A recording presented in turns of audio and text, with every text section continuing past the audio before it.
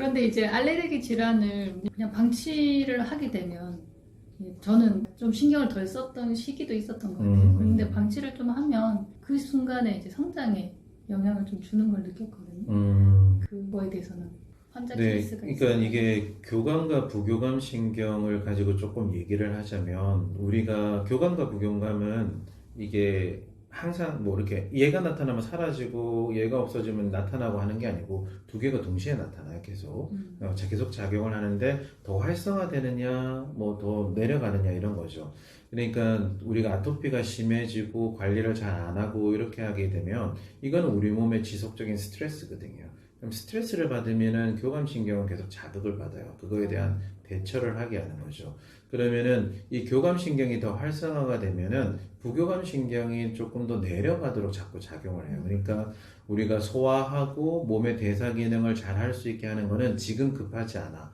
혈액 흐름조차도 심장이라든지 근육이라든지 이런 데 먼저 보내서 빨리 이 스트레스를 대처할 수 있게 만드는 것이 교감신경이 하는 일이에요.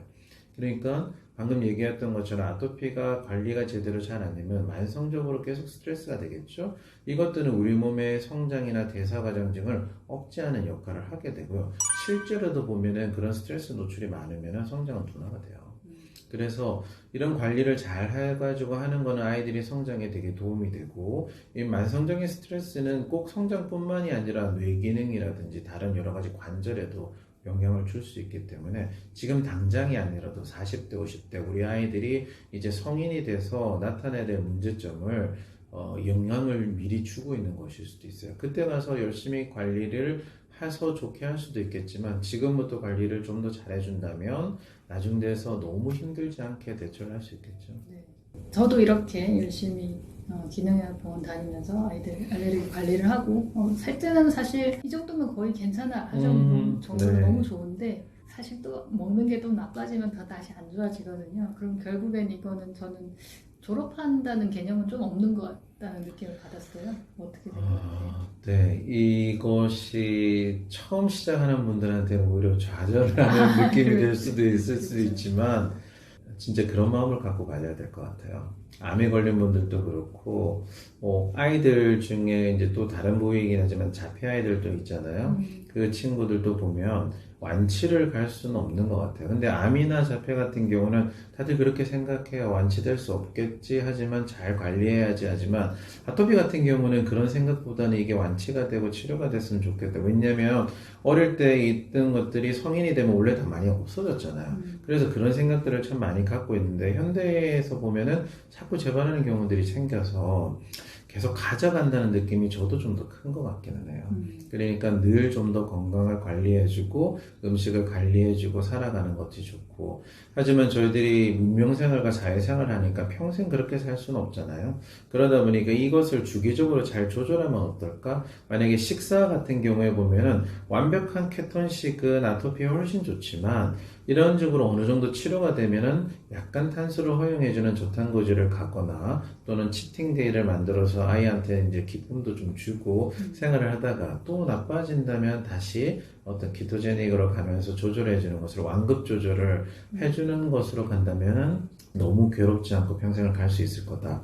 그래서 좌절하시지 말고 오히려 이것이 더 건강하게 오래 갈 수 있다는 거고요. 그렇죠. 옛날에 그런 말도 있었어요. 당뇨병 환자들이 관리 잘하면 건강한 사람보다 더 오래 산다 막 이랬잖아요. 막 그것처럼 저희들이 늘 신경 쓰고 관리를 하는 것이 이제 뭔가가 가져간다는 느낌이 들어서 힘들 수도 있지만 오히려 그것이 더 건강하게 지낼 수 있다 이렇게 볼 수 있어요. 네. 오히려 이제 알레르기라는 질환을 통해서 오히려 나쁜 것들을 좀 배제할 수 있는 기회, 맞아요. 그리고 더 그런 것 건강한 같아요. 생활 네. 습관을 가져갈 수 있는 기회가 될 것 같아요.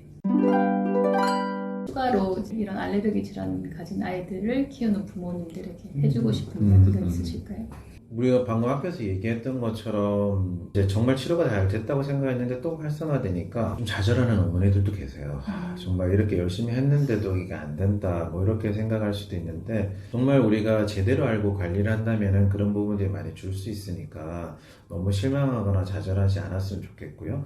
그 다음에는 또 이런 것도 있어요. 어머님분들이 유전적인 성향도 있다가 보니까 내가 너무 잘못한 거 아니야 아이한테. 그러니까 죄책감을 너무 크게 갖는 거죠. 절대 그것도 아니라고 생각해요. 후성적으로도 우리는 충분히 관리가 될 수 있으니 그런 죄책감을 가지실 필요도 없고 너무 좌절하시지도 말고 꾸준하게 우리 아이들의 건강을 위해서 노력해 간다면 정말 좋은 결과 볼 수 있을 거라고 생각합니다. 네. 저희 같은 병원들이 있잖아요. 그런 병원 선생님들하고 도움을 받으면은 더 조금은 쉽게 갈 수 있지 않을까 생각해요. 네. 이런 정보를 드리는 이유도 모든 아이들 건강 관리를 할 때 뭐 생활 습관 관리를 해주고 부모의 역할이 그런 거잖아요.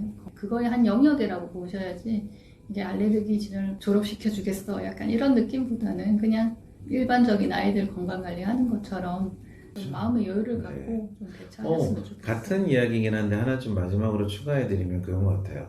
엄마가 치료를 끝내겠다고 그렇게 하지 말자고 했는데 아이들한테 전해줘야 될 게 딱 그건 거예요. 너희 건강을 위해서 네가 이렇게 관리를 해나가야 된다는 것을 제대로 교육을 해줘야 되는 거죠. 그렇죠. 엄마가 다 케어해주고 너는 몰라도 돼 뭐 이렇게 해버리면 아이들은 그 필요성도 잘 못 느끼니까 이렇게 하는 것이 규제고 억압이고 맞아요. 힘들어져요. 네. 근데 아이들 스스로 내가 내 건강을 위해서 이렇게 해야 되는구나, 또한 자발성을 계속 줄 수 있는 거를 부모가 계속 교육해 주는 것도 되게 중요한 것 같더라고요. 네. 그러고 나면 자기가 알아서 그냥 좀 더 하고 엄마든 아이든 서로 이제 도와줄 수 있는 그런 게 되죠. 저희 그 아단줄에서 항상 강조하는 게 그런 같이 요리하고 같이 맞아요. 그 식품 첨가물 이거 원재료만 같이 읽어보고 이런 그들 얘기하고 있거든요. 좋은 방법이에요. 네. 그게 좋은 것 같아요. 결국 자기가 관리해야 되니까 네.